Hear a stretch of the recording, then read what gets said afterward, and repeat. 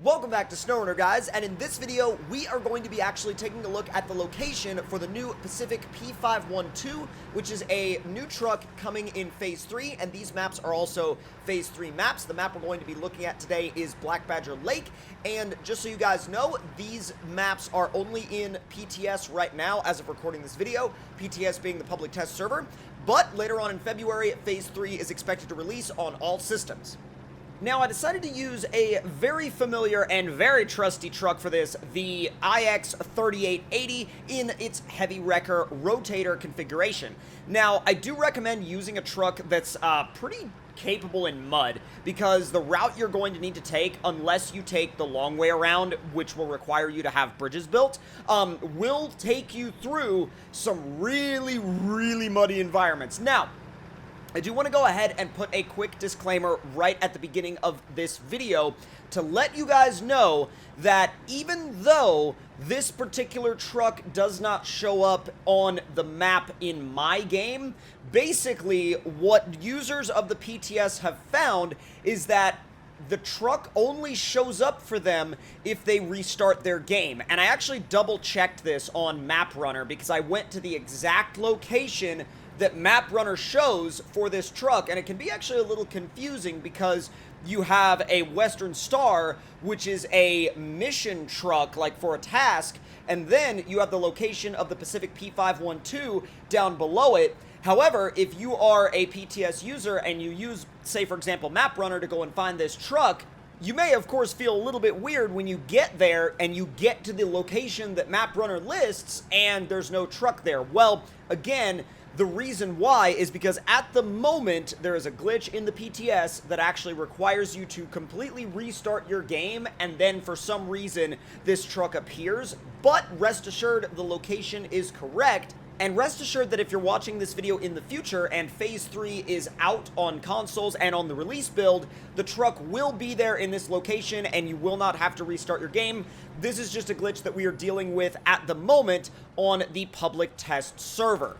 Now, the nice thing about using the IX3880 for this is the fact that as of right now, as of recording this video, the 3880 is available on every single system, console and PC. So whether you're on a PlayStation or an Xbox or a PC or whatever the case may be, you can download and use this truck in your campaign mode.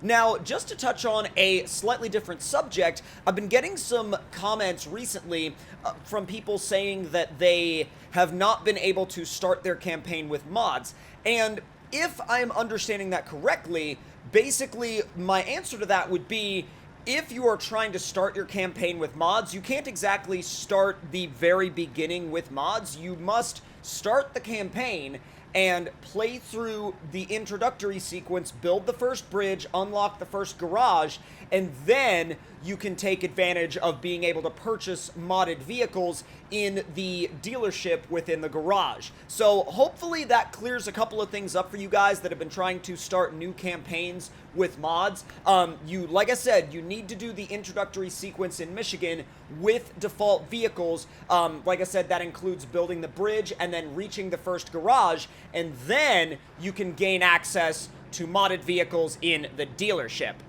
Now, the reason why I'm showing you guys the route that I took to get here is because, oddly enough, Black Badger Lake, the more I play it, it continually reminds me of a mixture of Michigan maps and Tamir maps. And the reason why I say a mixture of the Michigan maps and the Tamir maps is because it has that kind of Michigan-style backdrop, but it has the water and the mud and the difficulty of the Tamir maps. Because let's just say right here we made this left and I was trying to get it to change up, change up in the gears, and I was in automatic mode and I had to put it in low plus and lock the diffs because that's just how deep the mud was.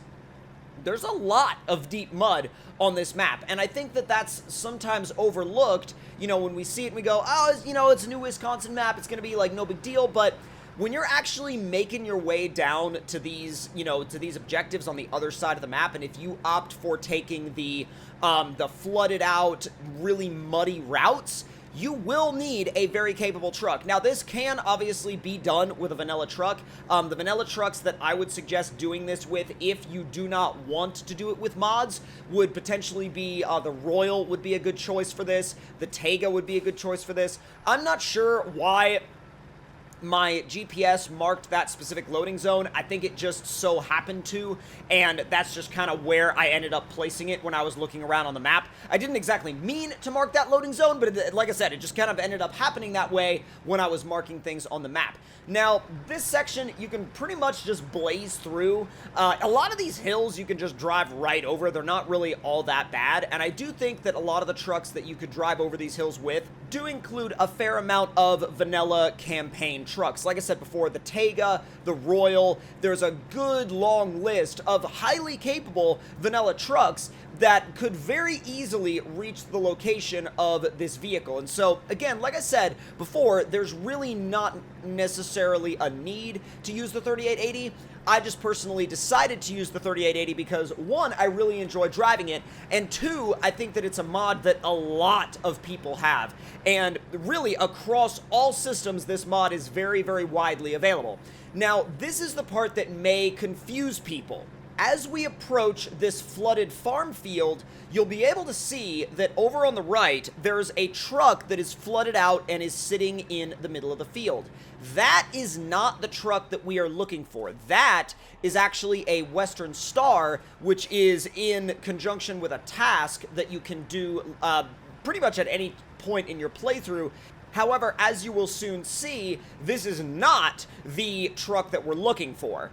Now, after coming across this truck and realizing that there had been a little bit of a mistake, I actually went back and referenced MapRunner again. I know I'm mentioning them a lot, but they really played a big role in my little search efforts here for the location of the P512, and then I actually ended up doing some digging afterwards on the SnowRunner Discord and realized, as I stated in the beginning of the video, why it wasn't there. Now, this is where the video is going to kind of get a little bit weird, because that marker right there, that GPS marker, is where the Pacific P512 technically is, even though it isn't. Now, this is due to a PTS glitch. However, it has once again been confirmed by MapRunner that that is the location where the P512 will be when Phase 3 officially drops, or if you choose to restart your playthrough on the PTS right now.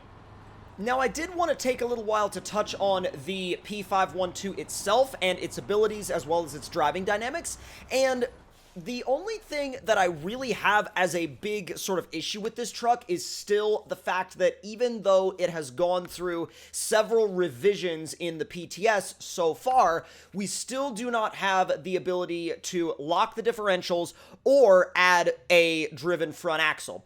Now, this is an issue for a couple of different reasons. One, because I can see this truck being a rig that a lot of people will want to use, but the issue with it is I feel that once a lot of people use it for the first time and find out that it doesn't have the ability to have a lockable diff or a powered front axle, I feel as though a lot of people will either move to other trucks or move back to the trucks that they're used to using. Now, is that a good thing or a bad thing? Well, it depends on, it depends on what your preferences are. And I think it's one of those things where I would really like to see the ability to be able to lock the diffs and the ability to be able to add a powered front axle, so that way you can cover all your bases, right? If you're somebody that prefers the experience of not having those upgrades, you can use the truck without them. However, if you're someone that wants to use this truck as a very primary rig, it would be of great advantage to you to have locking diffs and a powered front axle.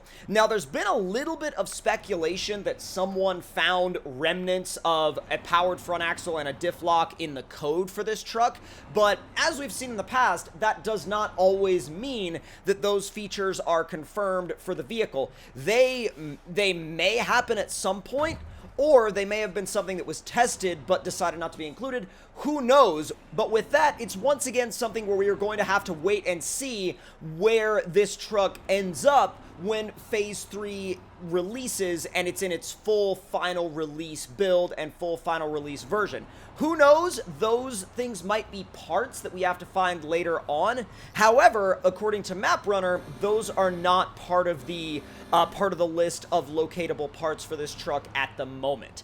Now, if you guys enjoyed this video and you have any feedback at all on the location or the Pacific P512 itself, please do let me know in the comments down below. And also, let me know in the comments if this truck would be something that you would use more if it had a powered front axle and locking diffs, or if you think it's fine as is and you would prefer to use it without those things. Again, let me know all those thoughts and opinions in the comments down below. That's going to do it for this video, and if you enjoyed, please do leave a like and subscribe if you're new. Make sure you have those notifications on, and I'll see you guys next time.